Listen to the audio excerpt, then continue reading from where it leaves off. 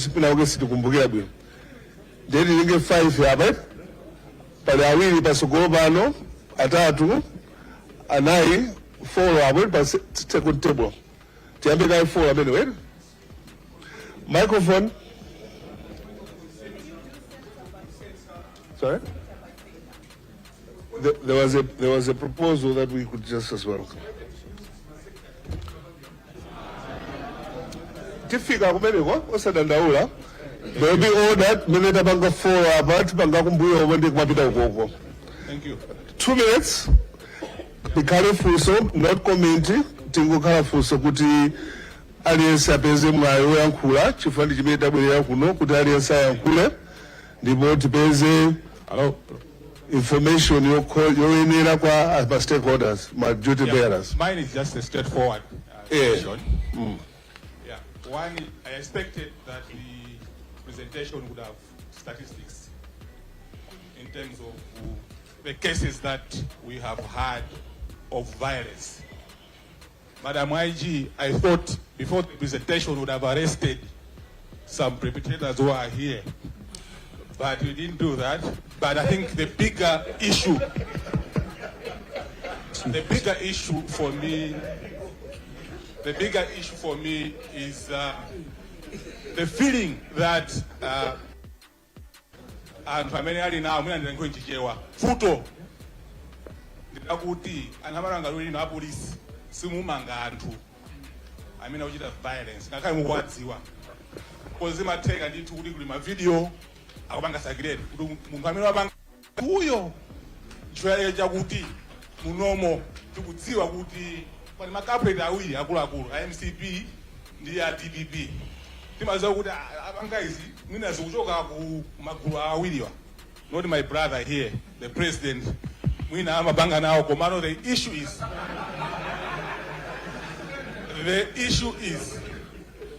the police is seen not to arrest perpetrators of violence. You can have the workshops, but if you can't enforce the law, I think we'll have a challenge. So don't be selective in the application of the law, regardless of who the person is.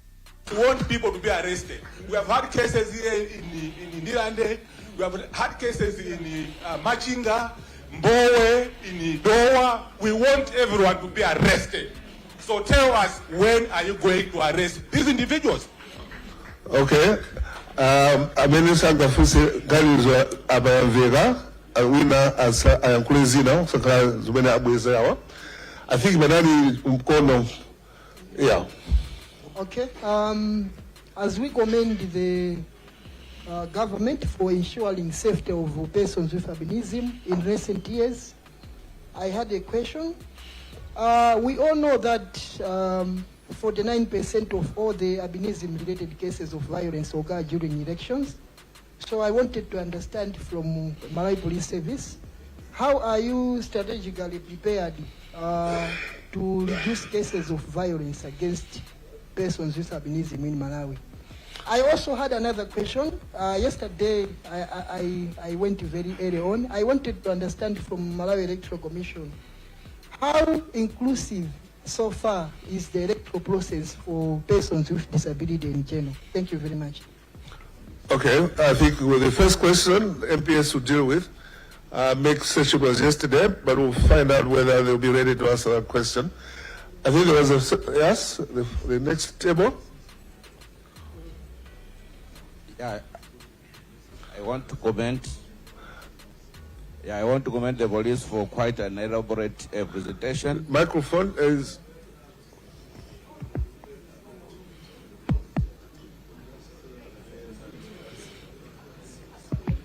Yeah.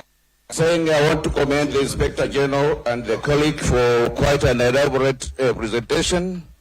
I would like to bring to the House that one of the sources of conflicts in this country for the current elections is the undemocratic tendencies within political parties, especially primary elections. We have seen lack of intra-party democracy in most of the parties, and these grudges where some have opted to be independents, they will escalate to the polling day. So we need to actually observe clearly that within parties who have responsibility, as the Inspector General has indicated, that the responsibility is not only of government, but each one of us, the political party leaders, presidents, we should handle our elections in a democratic way, that it should not actually lead to violence. Number two, police under UNDP, have you developed an early warning system, whether electronic or manual? Yesterday we were discussing about manual or electronic. You can have an early warning system, whether it's a hybrid one. Just to give you a hybrid one, I commend a hybrid one. Just to give you the status of the situation in the country. The presenter indicated that the emerging hotspots, right now, Zimba could be on the list as an emerging hotspot. So that a number of occurrences which we need to observe to ensure that we have a free and fair elections. We also need to understand that in a conflict, there are two actors, visible actors and invisible actors. So the police should be aware. If you see people fighting, the other actors are not there. So we should be able to understand that who is sponsoring this type of conflicts and who is supporting this type of conflict. Thank you. Okay. Just a little order. Chinawa ya migira kari kutatanga presentation ya mwino. De tijose wa ya migira ako kuma munene zina lanu kuti ndinu ndani kuti tiziwe kuti muyankhula ndinu. Panali table yomwe I think panali apo deputy table ina yonse. I think the last one in this course, that will be the fifth one, and then we'll ask the Inspector General to come and respond, and then we'll take the next questions. Line in. Thank you. All right, thank you very much. My name is Boniface Nyenyezi. I'm the Secretary General of People's Transformation Party, Petra. I would like to commend Mr. Mangani for your presentation. It was very good. In the interest of time, all right. On your behalf. Thank you so much. It's okay. Mr. Mangani, in your presentation, you mentioned something very intriguing, very interesting. And one of the things you mentioned was misinformation, disinformation, and all that, and hate speech. I would like to specifically maybe ask this question to the Minister of Information who is here. We have a public broadcaster in the country, MBC. These days, I don't watch MBC anymore because I have discovered that maybe it's being abused. Why is it not, why don't you free MBC? Don't you see that MBC is being abused? Excuse me, do you have a question? Yes, my question is... Can you come is, straight to the question? MBC is a public broadcaster. Being a public broadcaster, we would want to see it play its part to benefit all Malawians. So, do you have a question? No. I'm going to ask my question, but you have to allow me to ask that question. Time is limiting. Yes. Please proceed. We're running out of time. We want everybody else to contribute. Yes. So my question is, we know that by allowing these public institutions break the law, by not allowing it being used by every Malawian, we are also destroying electoral process. Because if there is no fair play in how information is being disseminated, we are actually breaking the law. So my question is, what is the government going to do to make sure that the public broadcaster does not break the law by not allowing everyone to participate? Thank you. On that. That's 5 questions. Perhaps we shouldn't overload the Inspector General right now. Can I ask her to come and offload those ones, and then we'll come to the next ones, right? Yes. What is it? Chipeni mafuna ndilankhule chonena kuti nkhani tikunena pano ndi ya polisi. Awa ndi Secretary General azipani. Ikumveka bwino nkhani iyo anena kubwera straight nkhani ya polisi. Isaloweso mbali ina. So zisokonekera timetifa timve. Ngati Secretary General akatafotokoza bwino zofanana ndi chitetezo. Chifukwa mavuto amenewo amachokera mzipanimo. Thank you. Okay, so Inspector, are you ready? Yes. Please come forward.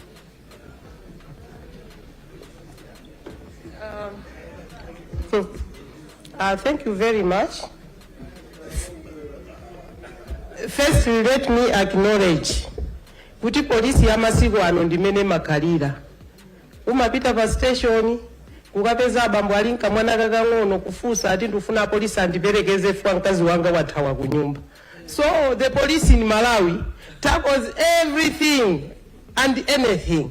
So I'm not surprised. But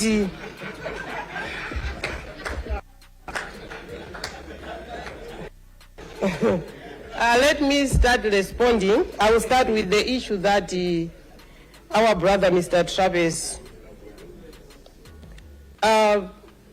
zoonadi makesi akumachitika ndipo akumachitika ndithu osati very intense mmene social media imanenera koma akumapangika apo ndi apo ndipo makesezi amene wati kumafufuza timaona kuti ndi nthawi imene tinapatsidwa 1 hour sitikanatha kupita pa chilichonse kapena pa kesi ineyi yonse. As I speak, so we were interacting with my fellow members. Kani yakumachinga munthu anamangidwa anampatsa 6 years. Pali nkhani zina zimene zili nkoti zimene sindingathe kuchita comment pano. Pali nkhani zina zimene zikanafufuzidwa. The most recent one yakumponera very interesting. Ifeyo tafufuza ndipo tafika pachimake chifukwa mumayenera musanagwire munthu tumuone mumafufuza kuti kodi anapanga ndi ndani, despite zimene social media ikunena, despite zinthu zimene anthu tikumaziona pamwamba anena kale kuti there are invisible hands everywhere. Mumamba mwafufuza kaye. So nkhani zambiri zitafika pamapeto poti tikuyenera kufufuza. I was talking with Director of CID, sitikanatha kugwira anthu pamene ife lero tikukumana kuno pa msonkhano ikanakhala rhetoric ndiye kuti tikunena zina pasi tikuchita zina koma anthu agwidwa, believe you me. So makesezi ifeyo amene watikwatengera chifukwa chake ma investigators athu amene ifeyo in my view timanena takhala tikwanena kuti you are letting us down chifukwa nkhani ikachitika officer in charge CID, director wa CID amauza nyamataka achite investigate. Ndipo akamachedwetsa some of us because we are professional, we put pressure on them to investigate as quickly as possible. Kotero kuti milandu ina yambiri mmene amandipatsira report this morning ndinkhani zoti zathakale. Ndipo muona tikamba kugwira anthu nthawi zambiri ifeyo by nature of our institution sitingamangobwera poyera tagwira uje ndiye basi tuziwonongeka za investigations, but we are going to arrest people and we have investigated almost all of the cases. But it goes back to what we had discussed. Ma Secretary General athu ali munomo. Mwina you will be surprised by the way ma cases ambiri of violence they are being perpetrated towards the ruling party. And ndikumafusa kuti who is doing that? We have statistics. So ndekuti anthu ake ndife tomwefe tili munofe. Ndife tomwefe. So what muno tikachoka muno, let's mend our ways. Kani ya persons with a disability, many my brother mentioned, I'm happy to report kuti since 2020 sikunapezeke kuma cases of people with albinism. Chifukwa chani ma strategy tinayika titaona mmene chisankho cha 2020 chinakhalira kuti abale athuwa they were being targeted. Chifukwa chake tinayika ndondomeko zimenezo. Mwinaso as role model you might have seen if we have started employing people with disabilities, albinism. At the moment we have 4 of them as police officers. An indication that we want inclusivity in what we do. Kuti iwonso atha kumatithandizira chiopsezo chawo chili pati ndi kumatithandizira kuti tikhoza kupanga bwino. There was an issue of intra-party politics being democratic.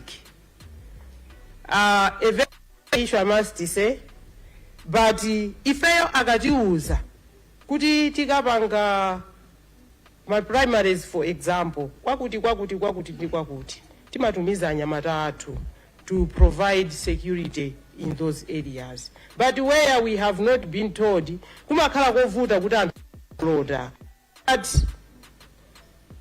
mwina poti tonse tili muno mukakhala ndi ma primaries akuluakulu tiyeni tiuzane apolisi azipitako ndicho linga choti ma violence akhoza kuchepetsedwa chifukwa cholinga chake ndi chimenecho tisamati zinthu zitachitika kale nkumapita ku polisi zimaoneka ngati we lose a lot of resources kuti tichite redress chinthu chimene tikanatha kuchichita prevent chifukwa cholinga chathu chachikulu is to prevent that those things should not occur in our jurisdictions. There was an issue of early warning signs. Indeed, as already alluded to by my friends, we are investigating, we are assessing situation on daily basis. Tili ndi branch yathu ku polisi mene tsiku lililonse mamawa imandiuza kuti kukuchitika zakuti kukuchitika zakuti. So ma early warning signs ifeyo tikwadziwa ndi chifukwa chake we are able to come up with ma hotspots. Komanso at the same time we have malo ena samakhala ma hotspots koma mumaona ma activities that are happening. So my dear brother, indeed we have people, yes, thank you. We have people on the ground that can tell us of the early warning signs.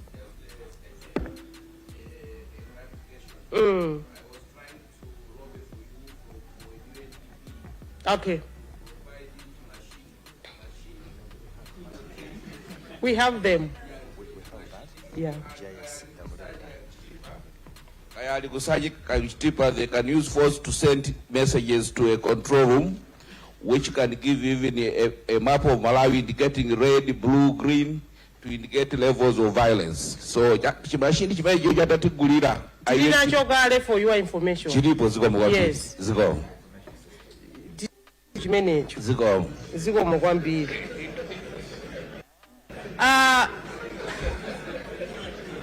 There was a comment of visible and invisible.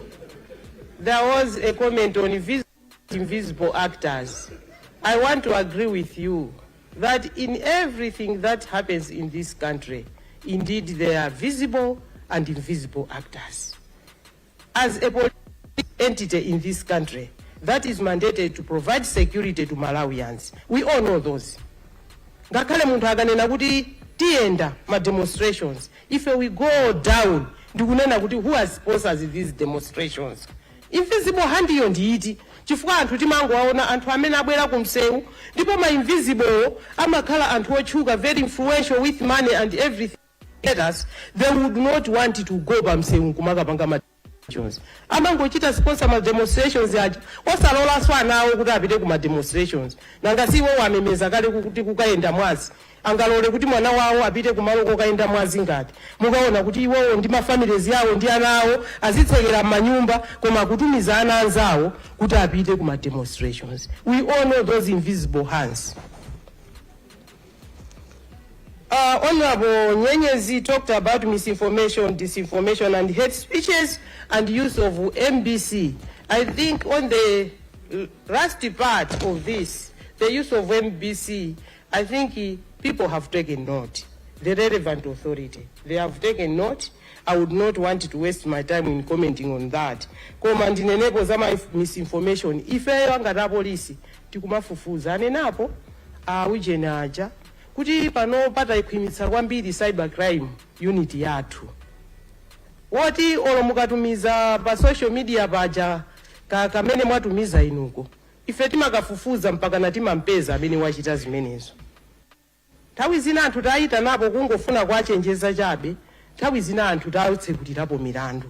So yes, as an organization ngati polisi yanu, kuthekera kuti tikhoza kugwira anthu amene akupanga ma misinformation, and hate speeches, ifeyo tilinako chifukwa ukadaulo umenewu ku polisi ulipo.